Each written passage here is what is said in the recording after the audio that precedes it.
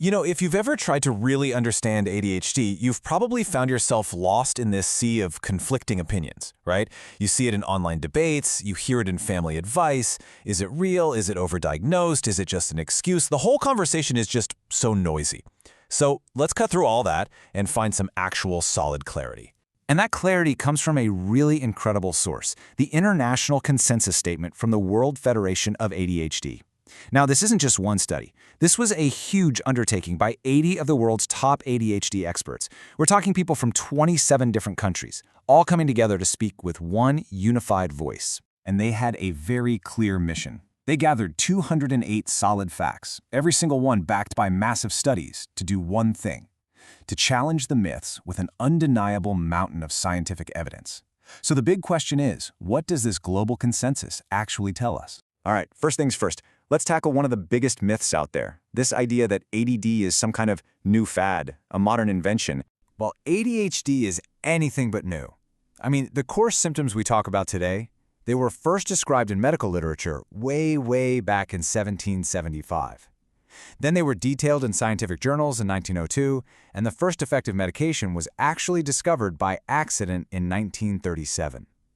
This has been part of medical science for more than 2 centuries. And today, it is not some vague idea. ADHD is a valid medical diagnosis with really clear criteria. It's defined by a persistent pattern of inattention or hyperactivity that genuinely gets in the way of a person's life. And here's a crucial part. It has to show up in multiple settings, like at home and at school or work. This isn't just an American or a Western thing either. The evidence is just overwhelming that ADHD is found all over the globe. And what's amazing is how consistent the numbers are, affecting about 5.9% of kids and 2.5% of adults, no matter where you look. Okay, so if it's a real, long-standing global disorder, what actually causes it? This is another area where, honestly, a lot of harmful myths just get in the way of the real science. Let's be absolutely clear. The science says ADHD is not a choice, it's not a character flaw, it's not caused by bad parenting or eating too much sugar.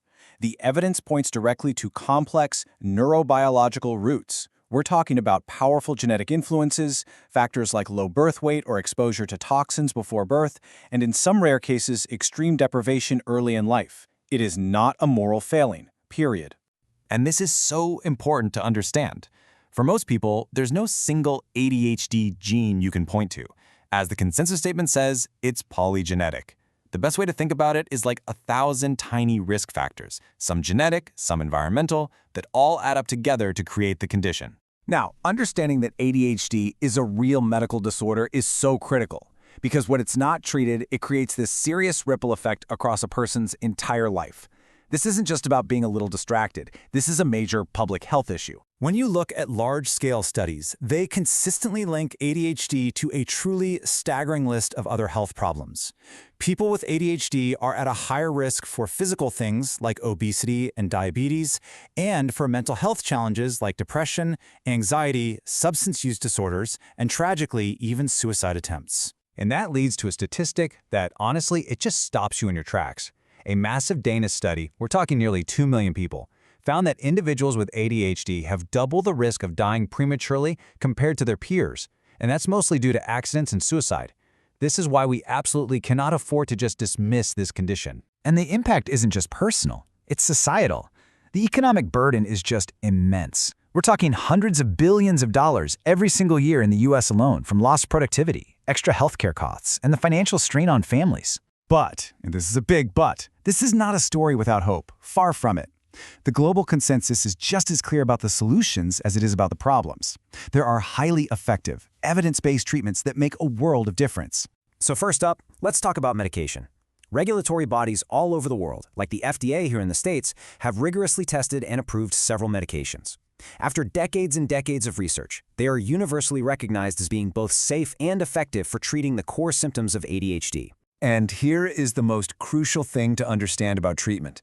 It's not just about helping someone focus better on their homework. It's about risk reduction. The logic is actually really simple. We know ADHD comes with serious risks. We know medication is the most effective way to treat the core symptoms. Therefore, by treating those symptoms, we directly reduce those serious life-altering risks. And the impact here is just, wow, it's dramatic. These huge nationwide studies show that when people are on ADHD medication, criminal convictions drop by 30 to 40%. Serious traffic accidents, down by over 50% for men. Traumatic brain injuries are reduced by a staggering 70%. And you see these huge drops in substance abuse, suicide events, and teenage pregnancy. Treatment literally saves lives. So you might be wondering, okay, where does therapy or coaching fit in? Well, the evidence is pretty clear on this. Medication is the single most effective tool for those core symptoms, the inattention, the hyperactivity. Non-medication therapies, like CBT or coaching, are incredibly valuable for helping with the challenges that can still be there, like organization or managing emotions, usually after medication is working well. Think of them as a team. They work best together. So the evidence is just overwhelming. We have a global consensus from the world's top experts. They confirm ADHD is a real neurobiological disorder with very serious risks. And we have treatments that are proven to be safe and incredibly effective at reducing those risks. Which leaves us with one final critical question that isn't about the science. It's about us. Why does so much public confusion and stigma still persist?